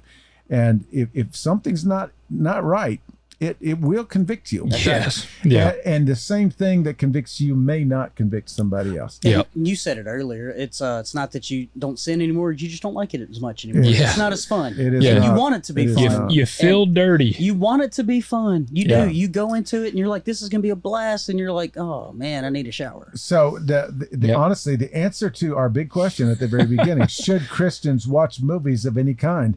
There is no yes or no answer. That's right. Because it may not be good for you to watch any movies. Yeah. But it may be totally fine for you to be a movie geek as long as you do not fall in love Guilty. with what is in the world. It's just like all our taboos. There's no straight line to hell. God's not going to show up when you're watching a movie and be like, boom, you just watched True Blood. You're going to hell, buddy. I always come back to this. Everything in the world exists. It's what we do with it and how it speaks to us that matters. We serve a personal God, and He has a personal relationship with us. What works for Logan's not always going to work for Pat. With great power comes great responsibility. Well, and there are non-negotiable truths in the Bible that if you do not hold to them, you are not a Christian. Absolutely. And I think we can all agree too. Like, we're not going to sit here and say any pornography of any kind is going to be good for you. Yeah. We're not going to say that. Yeah, I mean, if you can watch that and you don't feel anything, that might be a bit of a warning. You probably need to examine your own heart. Yeah. But because you maybe not have one. Yeah. And I think we can all also say this as well, as we're concerned about movies, but not social media and YouTube. Yeah. And things like we'll that. talk about that stuff. I was going to say, that's going to have to be a topic. For sure. But suffice it to say for now, movies are a good thing and a bad thing at the same time. Yeah. And they're neither good nor bad at the same time. That's right. They're an expression of human culture. And they tell human stories, and which include fantasy and include fiction and include all sorts of different kinds of things. Honestly, what we do carefully and thoughtfully with great discernment, and also, with your children. That's right. That's what I was going to say. You don't just throw a device at them and let them go. If you're a parent, you need to, honestly, in this day and age, our kids don't see anything that we haven't seen. That's right. Yeah. I mean, because they can't, man. I mean, there's been kids shows that we've let them be watching, and we'll catch wind of something that's coming up in another episode or two, and we have to tell them, like, you can't watch the show anymore. You know what's funny though, as we just talked about this with Disney, is when we were kids, we could watch G.I. Joe, watch people get shot, killed, blew up, whatever. It didn't matter. Yeah. But now they've just, it's the same message. They just changed the delivery of it. Yeah. And it's rebel against your parents. Do whatever. Insert thing that we have an issue with here. Now it's just through princesses, or it's through dragons, or it's through fairies. It's always going to be the same thing. But it comes down to it this way: is for one, we got to police ourselves. Yeah. And two, we have to be parents. Yeah. Yeah, and it's not wrong to watch Wreck-It Ralph with your kids. Just know what you're watching. Yeah. Yeah. Just understand that the message that you're getting is not a godly message. Right. It is the worldly message. I bet I've watched the Lego movie 10 times. I love that movie. Well, we talked about it's it just before entertaining. we got on air. You're in love with evil. we have documentaries, we have based on a true story, and then we have just complete fiction. Yeah. And which one's 100% accurate? Zero. Yeah. Yeah, none of them are. Yep. I agree. Guys, comment below. Do it. Do it. We want to hear from you. Let us know what you think. If there is, if your toes were stepped on, if there's a movie that you think is a big no. Yeah. And in the comments, tell us what y'all think that show Peter was watching was. Yes. Yes. I want to see what y'all think. You might guess it. You might guess it. But also, feel free to disagree. If there's something you're just super hard line on, drop it in there and tell us why, and we'll have a nice little dialogue about it. And for sure, if your comment is interesting enough, we'll feature it and actually make a little segment about it. Right. Yes. Yeah. If you're a butthole, then I'll be a butthole right back to you. Snarkism. Yes. I don't think we should be watching buttholes on movies. All right, guys, leave us those ratings reviews. Yes. We'll catch you next and week. Find your silver sugar bowl. Yes. See y'all.